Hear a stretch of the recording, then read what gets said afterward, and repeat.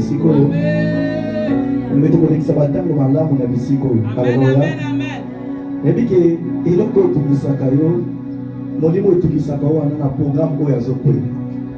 Molimo tout ça kalibota on a un programme pour les autres. Alléluia. Dieu n'a aucun Esdras 10 4 à 5 lui lève-toi. Prends courage car cette affaire te regarde. Alléluia. Et délivrance d'ailleurs mon taliboseux en a eu beaucoup s'intéresser. Ils ont pasteur Tesayo. Alléluia. Bokolo oyo ba 4 lépreux bazwa ka dis. Okufa. Ba tambolaki. Ba kena point ba syrien. Bango bazoyo ka ba char ezoyaka. Détermination et créer kezela. Détermination et de bakama malam pe pour na vie en moto. Alors maman likambo toza kolobela na bisiko ezali vaincre la principauté de ta vie. Tokozama komi na Nzambe na mokanda ya Ephésiens chapitre 6 au verset 12.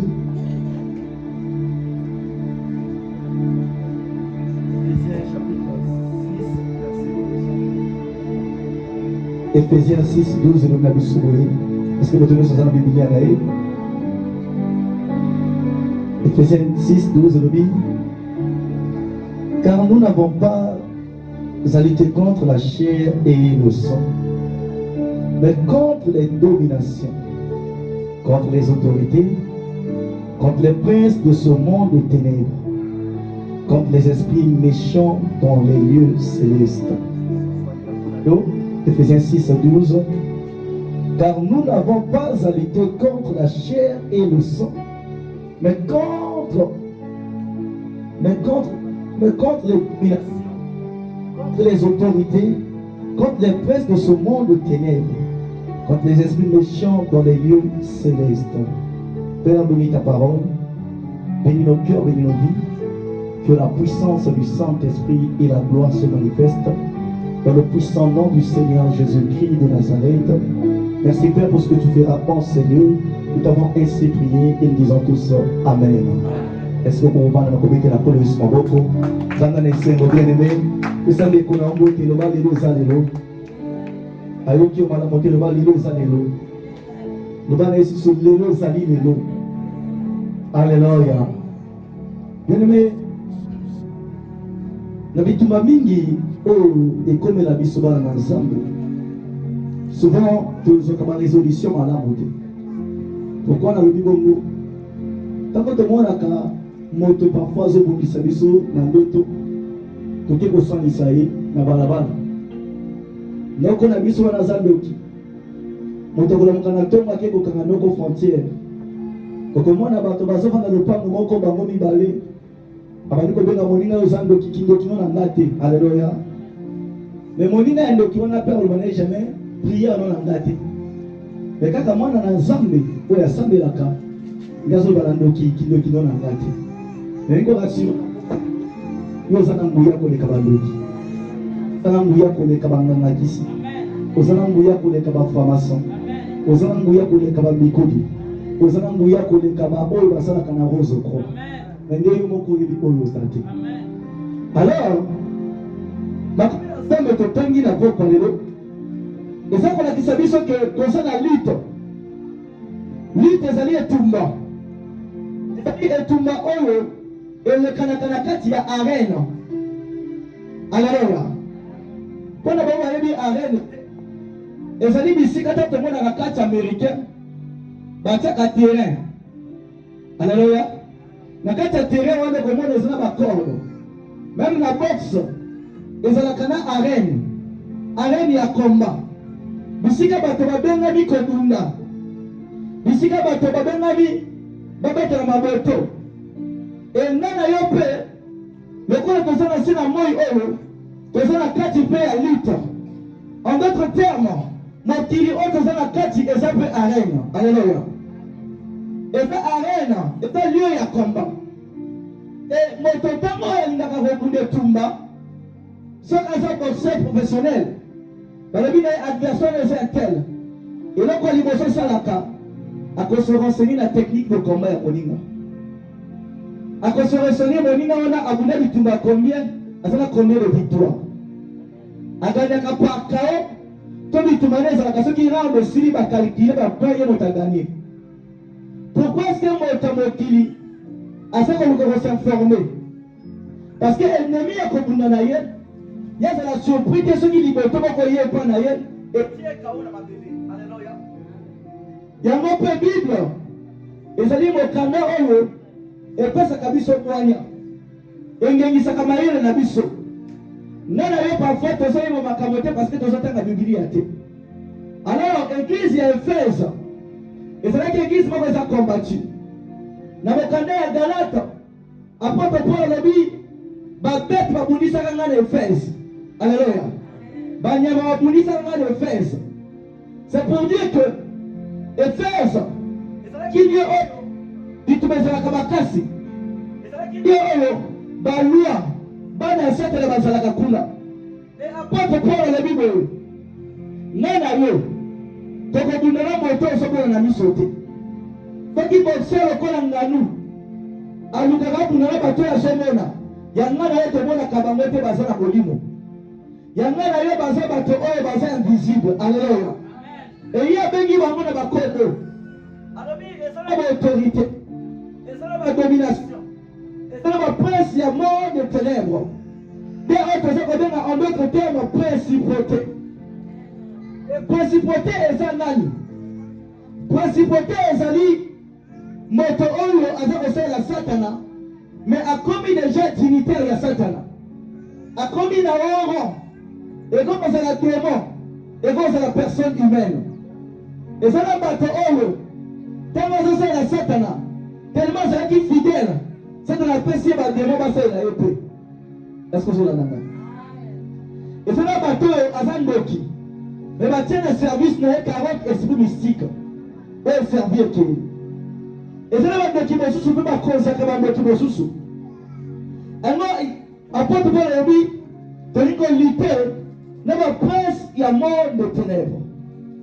Alors bien aimé ceux qui sont là dans le lengewana on va diriger ka milime mo sous on va diriger ka bateau mo sous na royaume déchu tout le monde de ténèbres. Si quoi est bateau wana ba opéra le lengene nani ne koyeba ete oyo azobundisa neza principauté nani ne koyeba ete oyo azobundisa libota na neza principauté nani ne koyeba ete moto atelemeli neza principauté parce que ce qui moto enseigné ete okoyeba pote bitima mingi tobundanga na yo tobaki ndenge kobunda te mais année oyo eza année ya nkembo na yo mpona kota na nkembo il faut bato mosusu bakoya mpona kota na nkembo il faut principauté oyo ezala se ya mabele yango nzambe azobenga na programme ya séminaire oyo nazokamwa ndenge bandeko misusu baye te. Le programme oyo ekosala malamu mingi. Alors parce que apôtre Paul a parlé na bato alobi autorité bazali ba domination ba prince ya monde de ténèbres. Alors principauté azali oyo asalelaka Satana mais akomi na ba privilège makambo misusu ya kosala Satana moto atindi ye te eza ye moko na volonté na ye. Okomona na bamboka mosusu moto wana azala bondoki ye moko na ye moko akangi bana babala te. Ye moko na ye moko akangi mboka mobimba zamba nyama ezala te mbisi ezala te. Ozalaka na moto wana azalaki ndoki baninga mosusu bazala ndoki lokola ye. Mais pourquoi ils ont causé la dimension wana? Pourquoi ils ont comme la dimension oyo baninga bakomaka te? Parce que ye aza catégorie ya esprit mosusu ye aza principauté ye azala bakoki ya kosala au-delà oyo baninga bakoki kosala te. Et but principal ya principauté eza koempêche moto akoma na destinée na ye. But principal ya principauté eza koempêche moto à vivre vie oyo eza makandaki mpo na ye. Mokanda ya Exode chapitre 1 verset 7 à 10. C'est de Robotanga. Exode 1, 7 à 10.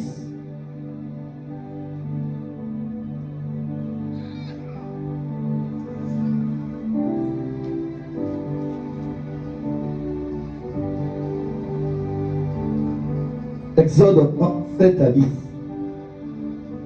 Batangi la kombo na Yesu. À partir de verset 6, Joseph mourut, ainsi que tous ses frères et toute cette génération-là. Israël furent féconds et multiplièrent. Ils s'accrurent et devinrent de plus en plus puissants. Et le pays en fut rempli. Il s'éleva sur l'Égypte un nouveau roi qui n'avait point connu Joseph. Il dit à son peuple: voilà les enfants d'Israël qui forment un peuple plus nombreux et plus puissant que nous. Alors, montrons-nous habiles à son égard, empêchant qu'il s'accroisse. Empêchant qu'il s'accroisse. S'il survient une guerre, ils se joignent à nos ennemis pour nous combattre et sortir ensuite du pays. Alléluia. Et awa zambaza kotalisa biso ezalaki na moto moko bazobenga ye Pharaon. À cette époque-là, Israël ezalaki na kati ya mboka na ye. Et Pharaon amoni Israël eza kofuluka, amoni Israël azomata. Bien-aimé, principauté mpe na vie na yo ayaka kobundisa yo mpo na moni bana na yo ozobota bazama ye. Amoni bandeko na yo na kati ya famille bazobalaka. Amoni bato na famille baza na facilité ya kokende poto. Alléluia. Maintenant ye ayokani na besprit mosusu oye akambaka oye azali kona bango ayokani mpe bandeko quartier bisiko vandaka ayokani bandeko bisiko salaka na mosala ayokani bandeko bisiko vandaka na lepongo wana ibeli ayokani na bango alabina bango ton péché Israël, ton péché maman oyo akende liboso te. Alléluia. Ton péché papa oyo afuluka te. Tokanga makambo na ye.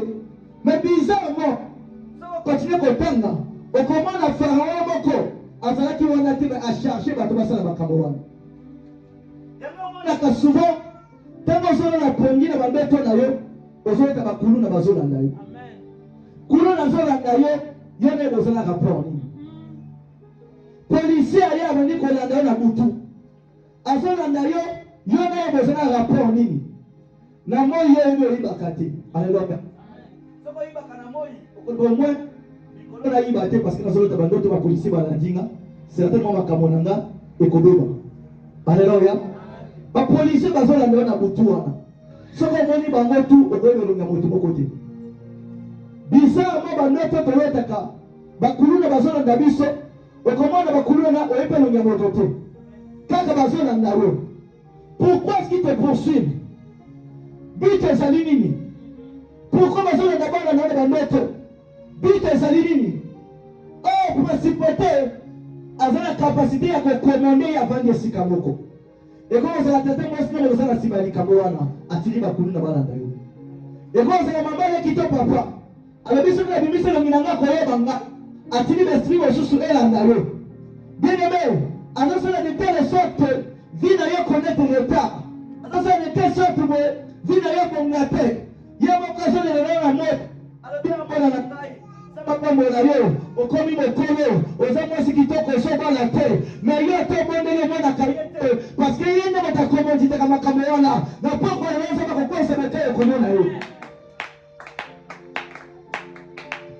Qui montait par Pharaon. Alléluia. Pharaon qui a monté ce plan. C'est lui qui a demandé aux autres enfants d'Israël. Bibi no moyaka. Tonyo ko na ba Égypte. Tonyo ko la Israël. Et tango ba di konyo ko la bango. La suite à lecture. Otanga tina vers ndako. Alléluia. Exode chapitre 1er jusqu'à 7 et 6 à 20.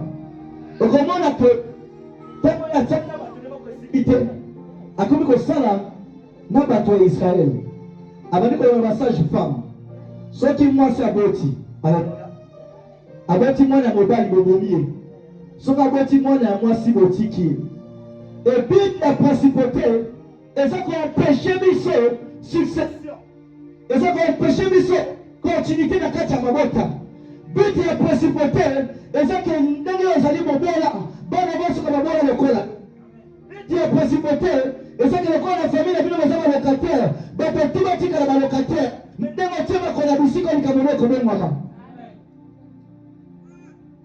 Pharaon était en train de monter un plan. Ce plan-là, lui était seulement superviseur. Il demandait aux autres. Il a dit, montrons-nous un pile. Et la Bible dit par la suite, il a chargé Israël de lourdes corvées. Bien aimé, concernant ma boîte, les corvées à passe. Concernant ma salle, les lourdes corvées. Concernant l'Iba, les lourdes corvées. Concernant visa, les lourdes corvées. Conjurer dans l'école, les lourdes corvées. Attends, on a vu dans l'année, il y a que possible. On a dit que c'est déjà 9 mois. Alléluia. Et principauté, aza kotina d'esprit na yo. Moto na bato na roho na kati na yo. Yango mona kabata mususu zo bonde na pona ye. Esprit ekono bimi. Jomo suboye akweli susu. Dime moto yo azana molimo kaka wana azote mona mabe okono. Les philosophes disent quand l'enfant naît, il est assez vieux pour mourir. Alléluia. Et le combat commence parfois depuis le ventre de maman. Quand tu es né à l'hôpital, il y a un combat qui est là. Alléluia. Et la principauté a chargé à ce que il y ait un homme dans Zamboté. Dans la maman, il y a un homme dans Zamboté. Comment on a quatre familles, Moko on a kanga batoto balungate. Ah, tu vas la dire que les botamola. Motakufi botamola, de mon akayete. Et les principautés, quand ils servent le diable, ils ont la capacité, il y a comme on a le deuxième ciel. Ils ont la capacité, il y a comme on a la maille. Mais si on a la carte, il y a la Mickey. Moi, on a la carte de famille, il y a comme on a la carte naïe. Notamment la caillette. Alléluia. Et c'est la mission, on a la carte, il y a poste, il y a combat. Donc on a combat, il y a la carte de carapace naïe. Je veux se dire, mais ton père, il va dire qu'il oh, il y a quelqu'un qui est l'auteur de ce malheur-là. Ce que vous pensez à la songe, souvent, quand vous avez les pangoli, qui va y faire attention. Ce que vous avez qui va courir dans la maladie, vous avez très attention. Il y a des songes parfois que nous minimisons. Et ça, c'est un auto. Non, ce n'est pas un songe. C'est un plan tracé sur toi. La réalité en l'homme, c'est l'esprit. Tout commence d'abord spirituellement. Et ici, on n'avait pas directement attaqué Israël, mais on mettait un protocole d'accord. Les hommes d'Égypte, ça c'est. On va tout en la carte. C'est le programme. Souvent, nous sommes africains de l'Ouaka. Ceux qui m'ont alloqué dans mon salaire, c'est que la famille ne peut s'y là. Alléluia. Donc, comment non, la famille ne peut s'y là. Ceux qui ont confié, c'est que la famille ne peut pas faire qui porte déjà. Alléluia. Maintenant, qui est la personne qui a ouvert cette porte? Famille est vaste. Et ça va te donner la ta famille. Mais quelle est la personne qui a ouvert cette porte-là? Des gens que nous ne connaissions pas, leur état d'âme, qui sont en train de faire de notre vie en secret pour nous. Donc, au moment qu'on a délivrance, je me fille de 14 ans. Sa maman était en train de sorcellerie. On l'a emmené à l'église. Moi, j'étais pas là. Quand je suis arrivé, on me présente cette fille-là. On me dit, Frère Victoire, regarde la fille-là, elle est sorcière. On l'a mis dans un régime de jeûne et prière. Et prions Dieu pour elle. Quand je lui ai demandé, viens, j'ai commencé à parler avec elle. Elle dit, je ne suis pas sorcière. Et quand je l'ai regardé, le Saint-Esprit m'a convaincu. Il me dit, la fille que tu vois la nuit à 26 ans. Alléluia. Je me dis, la fille là a 26 ans la nuit. Et quand je me suis fait, je l'ai parlé pratiquement. Je lui ai dit, Dieu me dit que tu as 26 ans la nuit. Elle dit exactement. J'ai dit, mais pourquoi est-ce que tu es entré dans votre famille, détruire les finances de ta mère? Elle me dit, ma mère ne me respecte pas. Alléluia. Moi, dans le monde des ténèbres, je suis quelqu'un. Je suis une déesse. Il y a des gens dans votre église ici qui sont sorciers comme moi. Mais quand ils me voient, ils baissent leur tête. J'ai dit, comment ça? Il dit, non. Toi, tu ne peux pas comprendre ça. Je connais qui est sorcier dans l'église.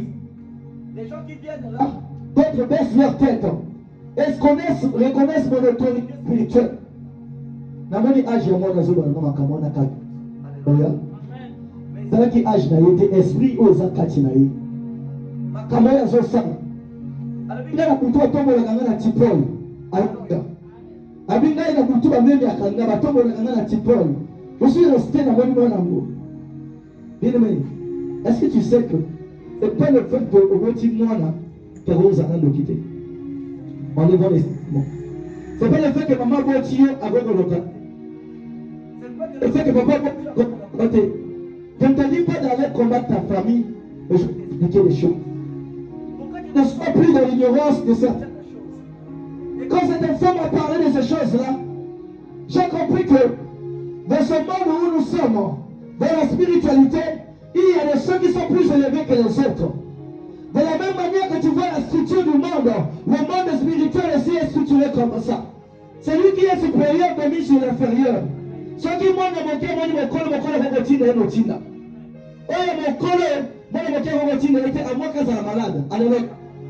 Et c'est comme ça que ça se passe aussi. Notre monsieur, c'est la carte à liberté d'ailleurs. Azali patiemment de ténèbres. Yéné moto, avec commandité que ma fausse couche wana. Aujourd'hui, c'est misé me bimi. Aujourd'hui, c'est misé me bimi. Aujourd'hui, c'est misé me bimi. Maintenant, je vais me bimaka. Yé pas de accompagner à l'hôpital. Papi bateau de la boutique à eux. Et bien, t'as d'amener. Yéné moto la continue à eux. À continuer d'esprit avec les nandako. Et ma case va comme 6 mois et 5 misé me sopan. Alléluia. Comment remarquer ce qui va continuer à masse, il faut que maman beye à la famille. Mais ce qui va t'amener, notre Dieu a dit, ce qui est caché est à nous, ce qui est révélé est à nous, à nos enfants. Et les principautés sont très pour t'atteindre. Ils ont besoin de mettre le mécanisme en jeu. Vous voyez que ceux qui l'élèvent, je sors mon ingaï, dans mon kakaye. Akobana se méfier nangai. Alors, ils peuvent exposer quelqu'un. Et ici, Israël savait qu'il y avait des maîtres sur eux, des chefs de corvée, qu'on avait mis sur eux pour qu'ils souffrent, pour qu'ils ne soient pas heureux. Ils étaient dans un pays où leurs grands-pères ont vécu, leurs parents ont vécu. Il avait dit quand Joseph est décédé, les choses ont commencé à se faire. Depuis mon père Koufa, ma caméra dans la carte de famille. Donc comment vous avez exposé? Bien aimé, vous avez exposé tous en Aïs. Vous avez vu ce que c'est la Canaan. Vous avez papa Koufa, mais comment vous avez mis ma sang? Vous n'avez pas aussi mal sous-souté. Mais la carte de famille, quand vous avez en vie, il n'y avait pas ces choses-là. Bien aimé, Koufa. Vous êtes allé à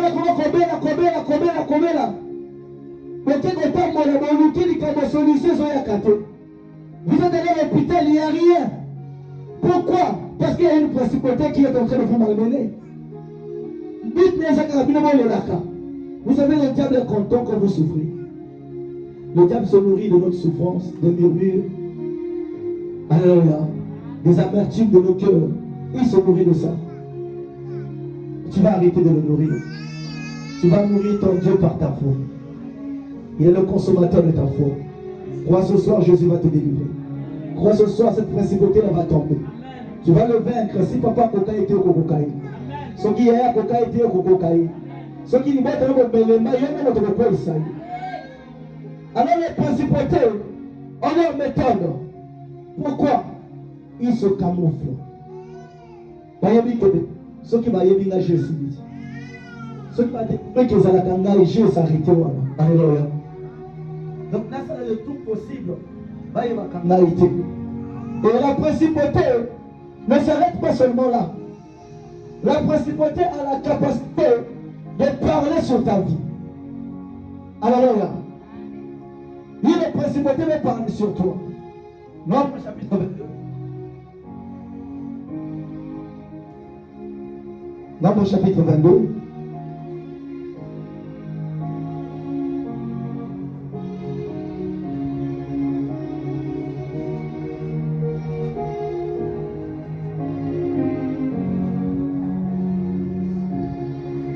À partir du verset 1er, nombre 22.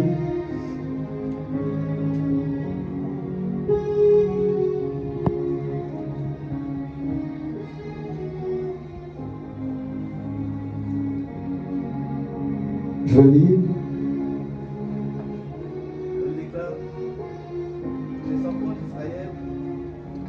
Les enfants d'Israël partirent et ils campaient dans les plaines de Moab, au-delà du Jourdain, vis-à-vis de Jéricho. Verset 2. Balak, fils de Tsippor, vit tout ce que Israël avait fait aux Amoréens. 3. Et Moab fut très effrayé en face d'un peuple aussi nombreux. Il fut saisi de terreur en face des enfants d'Israël. Moab dit aux anciens de Madian, cette multitude va dévorer tout ce qui nous entoure, comme le bœuf brute la verdure des champs. Balak, fils de Tsippor, était alors roi de Moab. 5. Il envoyait des messagers auprès de Balaam, fils de Béor, à Pétor, sur le fleuve, dans le pays des fils de son peuple, afin de l'appeler et de lui dire, voici, un peuple est sorti d'Égypte, il couvre la surface de la terre, il habite vis-à-vis de moi. 6. Viens, je te prie, maudis-moi ce peuple, car il est plus puissant que moi. Peut-être ainsi pourrais-je le battre, et je chasserai du pays, je le chasserai du pays, car je sais que celui que tu bénis est comment? Verset 6, celui que tu bénis est comment? Et celui que tu maudis est comment? Alléluia, alléluia, alléluia. Bien-aimé, ah, tu as peut-être bana Israël va venir à kati ya Égypte. Et comment qui n'a pas avancé parce que tu as un adversaire et destiné. Amalek a un adversaire et destiné. Alléluia. Et puis le alongi Amalek, ça m'a pas comme il a boka mosusu. Tant que alongi Amalek, Balak a un roi quelque part. Mais Balak a un mouya malobate. A Sangani na moto sana mbuya baleba mbele kwa balamo ale atini ba benga le banke balebele alebele wana bango bana yake ye aya ko kala kila banguna na yema be metota na malamu. Est-ce que Israël azalaki ennemi ya Balak? Totangia toki ke Israël alokaki Balak mindungu. Alléluia. Bele na mokili o soko zali kamona moto te motazali kamona. Ezale pona ya tumbo laki. Mais le fait que vous venez pas faire na mama wana et la principauté a la capacité de maudire une personne. Et Balak n'a pas appelé n'importe qui. Il a appelé Balaam parce qu'il savait que Balaam a la capacité de maudire. Il y a un moment à Kalelo. Maman a dit que maman a dit que a Kepanganga. Albi Kanga Bambo. Alléluia. N'a pas essayé qu'ici. Akomina ndako akomko likola kisi wana bana ye intel avina bango ko simbati bakamba ko sale ko simbati oya kenda poto wana tokoloka eka na kolila akozunga ka bébé akosalisa mama na yete akosalisa papa na yete. Ils sont en train de parler. La principauté déclare les paroles sur notre vie afin que nous n'avancions pas. Il est en train de parler. Oh, mwana wana, akokele l'école de Kobongate. Mwana wana, zandona yake ni kiboteka. Tomo nasiki makamangoko simba. Azakoloba, azakoloba, azakoloba. Mais yoko hiyo kaka na tongo makame baby. Et uche kwa nani? Alléluia. Qui a détruit ta vie? Qui a détruit ta destinée? Qui a détruit ce mariage là? Asimi qui s'est zakoloba. Yéana, nasa yentel. Abotate. Akobotate.